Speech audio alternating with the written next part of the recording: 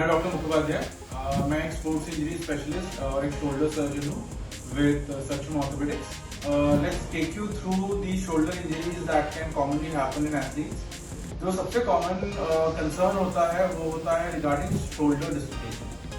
तो shoulder dislocation होने के पॉसिबिलिटीज बहुत ज़्यादा होते हैं इन एथलीट्स, जैसे जो बॉक्सर्स होते हैं, रेसलर्स होते हैं, या फिर जो रैकेट स्पोर्ट्स में होते हैं जैसे टेनिस हो गया या बैडमिंटन हो गया, या फिर स्विमर्स में भी चांसेस ज़्यादा होते हैं. The reason why shoulder dislocation is common in these group of athletes, जब भी हम शोल्डर को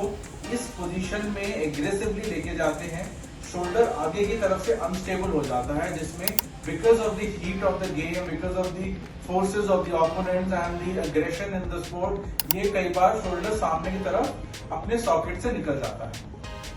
जब भी ये होता है, ये डिस्लोकेशन अपने साथ शोल्डर के कुछ टिश्यूज को भी टेयर करते हुए ले जाता है. ऐसे सिचुएशन में या तो एथलीट कई बार अपने आप ही शोल्डर को रिलोकेट करने में सक्षम होता है, पर्टिकुलरली इन पेशेंट्स जो बार बार डिस्लोकेट कर जाते हैं, जिनमें शोल्डर जॉइंट वैसे ही काफी लूज हो चुका है, या फिर जिनके पास ट्रेनर्स हैं, थेरेपिस्ट हैं, उनको ट्रेनिंग होती है और वो एक मैन्यूवर से शोल्डर को वहीं पे फील्ड के ऊपर ही अपने सॉकेट में रिलोकेट करने में सक्षम रहते हैं. बट जब रिपीटेड डिस्लोकेशंस के नंबर बहुत बढ़ जाते हैं, या फिर फर्स्ट टाइम डिस्लोकेशन हो रहा होता है ना एथलीट जिसको इन जनरल शोल्डर में लूजनेस या इंस्टेबिलिटी नहीं है, ये शोल्डर कई बार डिस्लोकेट होकर बाहर अटक जाता है, जिस सिनेरियो में जरूरी है कि वो अपने नियरेस्ट हॉस्पिटल में डॉक्टर के पास जाएं और अपने शोल्डर को अंडर सर्टन मेडिसिन थोड़ा सा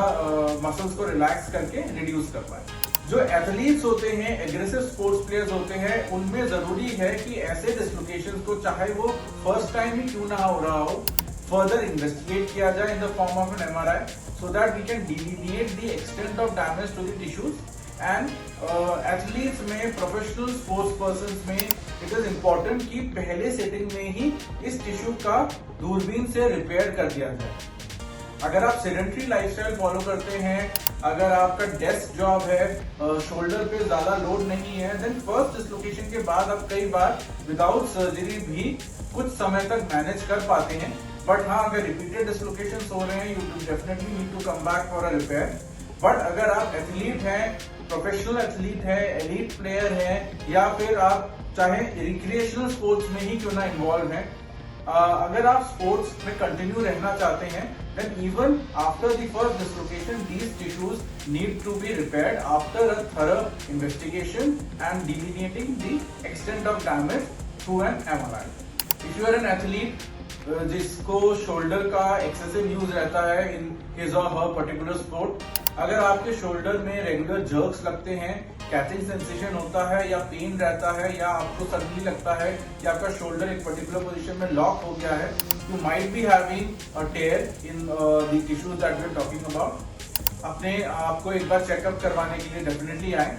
थॉरोली अपने आप को एक बार चेकअप करवाएं, जरूरी होने पे एक MRI भी करवाएं. एंड अगर आपको टिश्यू टेयर निकलता है, देन आई वुड रिकमेंड कि टाइमली उसको रिपेयर भी करवा लें. जुड़े रहिए हमारे साथ, हम शोल्डर एंड स्पोर्ट्स इंजरीज के बारे में और जानकारी आपके साथ शेयर करते रहेंगे. धन्यवाद.